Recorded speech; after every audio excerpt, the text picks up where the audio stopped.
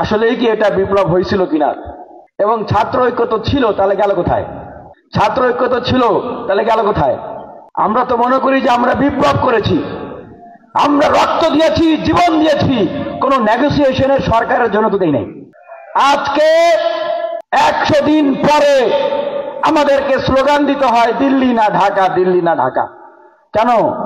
100 দিন আগে আপনারা বোঝেন নাই যে যদি বিপ্লবী সরকার গঠন না করা হয়, জাতীয় ঐক্যের সরকার গঠন না করা হয়, 100 দিন পরে এইরকম বৈষম্য বিরোধী ছাত্র আন্দোলনকেও অন্যান্য ছাত্র সংগঠনকে ডাকতে হবে এবং মাননীয় প্রধান উপদেষ্টাকেও রাজনৈতিক দলগুলোকে ঐক্য গঠন করার জন্য ডাকতে হবে।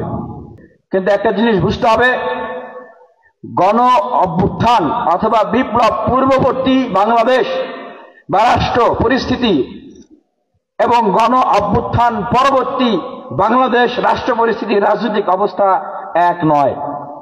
একটি বিল্ডিংকে ভাঙা খুব সহজ, আপনি কোথায় বাড়ি দিচ্ছেন সেটা কিন্তু ঠিক করতে না, হ্যাঁ চলো আমরা বিল্ডিংটা ভাঙবো, কিন্তু আপনি যখন একটা বিল্ডিং নির্মাণ করবেন তখন কিন্তু আপনাকে কতটুকু ইট পাথর, কোথায় কতটুকু কি লাগাবেন, কত ইঞ্চি কি হবে, সব কিছুর কিন্তু হিসাব নিকাশ করতে হবে, প্ল্যান করতে হবে এবং পরিকল্পনা মাফিক সব বাস্তবায়ন করতে হবে।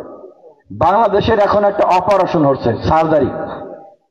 এই সার্জারি যদি সঠিকভাবে হয়, বাংলাদেশ সেরে উঠবে এবং আমরা যে বাংলাদেশের জন্য রক্ত দিয়েছি, শহীদ একরামুল হক সাজিদ জগন্নাথ বিশ্ববিদ্যালয়ের শিক্ষার্থী, তিনি যে বাংলাদেশের জন্য রক্ত দিয়েছেন, সারা বাংলাদেশের 2000-এর অধিক শহীদরা যে বাংলাদেশের জন্য রক্ত দিয়েছেন, 1 লক্ষাধিক ছাত্র জনতা যেই বাংলাদেশের জন্য আহত হয়েছেন, তাদের বাংলাদেশ আমরা পাবো।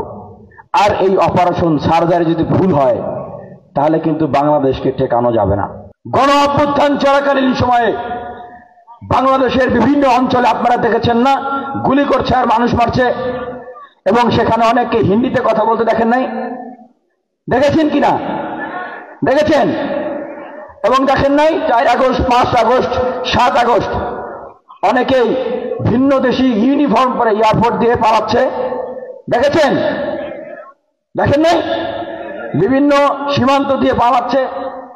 তাহলে আমার যে বাংলাদেশ, এই বাংলাদেশে এই উগ্র হিন্দুত্ববাদী মোদী সরকার, আগ্রাসী সরকার, তারা যে কোভার্ট অপারেশন চালিয়েছিল, সার্জিক্যাল স্ট্রাইক চালিয়েছিল, এটির কোন সন্দেহ আছে?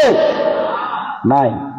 এখন এই সরকারের কাছে প্রশ্ন যে যারা এগুলো করেছে, যারা এগুলোকে সহযোগিতা করেছে, আপনারা কেন এখনো পাবলিকলি জনসম্মুখে তাদেরকে দায়ী করছেন না? এবং আন্তর্জাতিক মহলে ভারতের যে এই যে নগ্ন অসহিংস উগ্র আচরণ, এগুলোকে আপনারা কেন প্রকাশ করছেন না?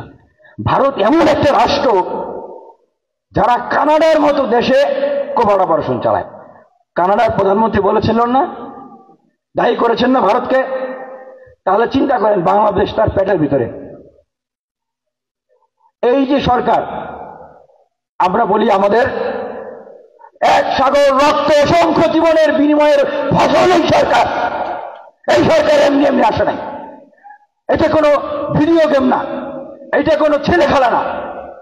জীবনের বিনিময়ে, রক্তের বিনিময়ে এই সরকার এসেছে। এক ভাই প্রশ্ন করেছেন যে অনেক উপদেষ্টা নিয়োগের বিষয় নিয়ে এখন বিতর্ক তৈরি হচ্ছে তাদেরকে নিয়ে। এখন আচ্ছা, যারা উপদেষ্টা হয়েছেন ভাই, তারা কি চুরি করতে গেছেন ওইখানে? তারা কি ডাকাতি করতে গেছেন? বলেন, গেছেন? কেন গেছেন? দেশ চালাইতে গেছেন। আমাদের রক্ত, আমাদের জীবনের ফসল তারা, আমরা তাদেরকে ধারণ করি। তাহলে তারা যদি পাবলিকলি এটা প্রচার করে যে তারা কিভাবে নিয়োগ হয়েছেন, কি প্রক্রিয়ায়, স্বচ্ছতার জবাবদিহিতা, সার্বজনীন গ্রহণযোগ্য একটা প্রক্রিয়া তারা যদি প্রচার করে, প্রকাশ করে, তাহলে এতে কোনো সমস্যা আছে?